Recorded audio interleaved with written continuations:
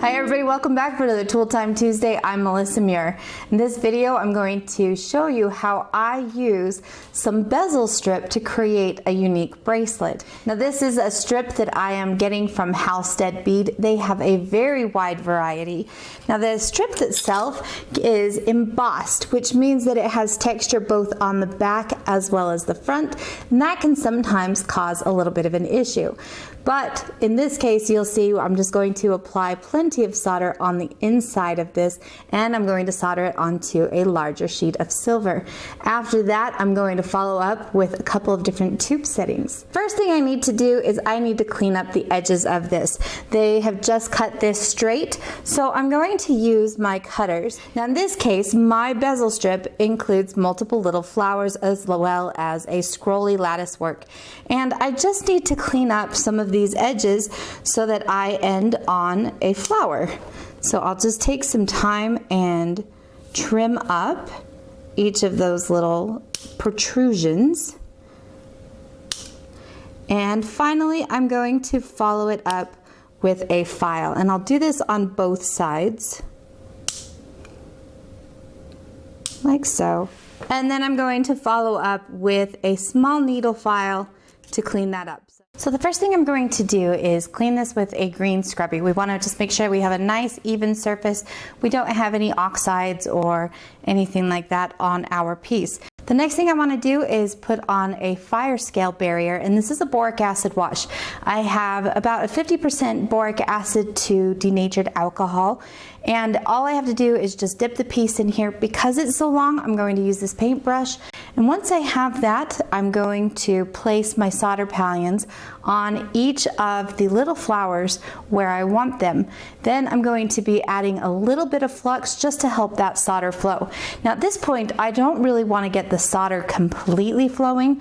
I just want to do enough that the solder begins to flow and fill in on that flower.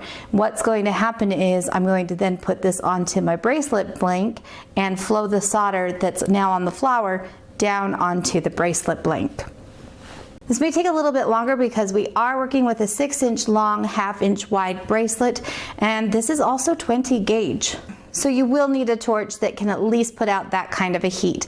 Now this happens to be a larger butane torch. A small butane torch is just not going to cut it for this particular job. So now you'll notice that as I heat this, I don't actually direct the heat right onto that flower strip. I want to run my torch along the outside of my bracelet blank. What's going to happen with this is the heat will then absorb into the back plate, which is really where I want that heat to begin with, because I want it to pull the solder down. So I'm going to heat this up, make certain that I watch for that flux to flow. Now here I'm pretty confident that the solder has flowed all the way through. I'm going to now pickle this, and then we'll come back and we will solder on our settings. Now you may have also noticed that I used a couple different tools to hold down that bezel wire. That is something that I would highly suggest so that things don't move around. Next thing I'm going to do is I'm going to flux the areas that I am going to place a tube setting.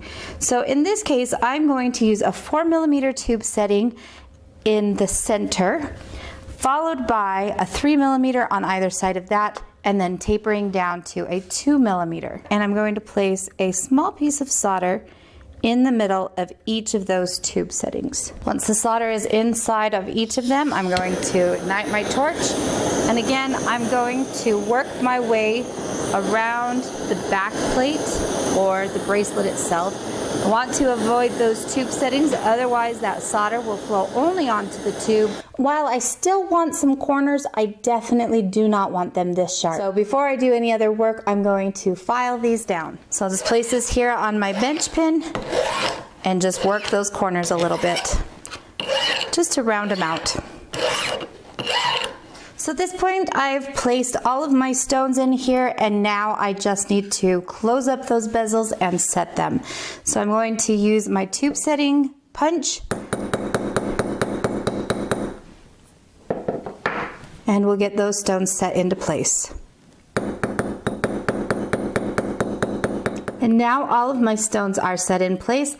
All that's left to do is form and put on our finish.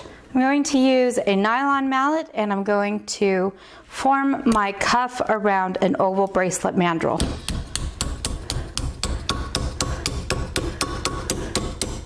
Now I want to be really careful when I get to those stones. I don't want to hit that part.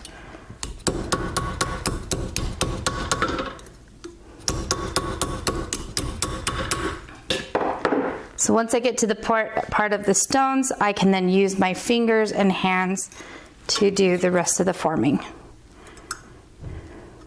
So as you can see, it's not too difficult, but there are some steps that are involved, and of course, you are going to have to exercise some torch control so that things don't melt.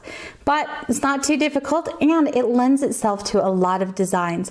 I happen to put this on a bracelet, but it would have worked just as well if I had done a pendant or even a pair of earrings. So check out the different bezels they have. I'm sure that you'll be able to find something that floats your fancy, and they're a lot of fun. As always, if you enjoy these videos, be sure to give me a thumbs up, subscribe, and ring that bell, and mark it so that you receive notifications when I have new videos coming out. If you ever have any questions, just pop them down in the comment section and I'll be sure to get back to you as soon as I can. Have a good one, and we'll see you guys next time.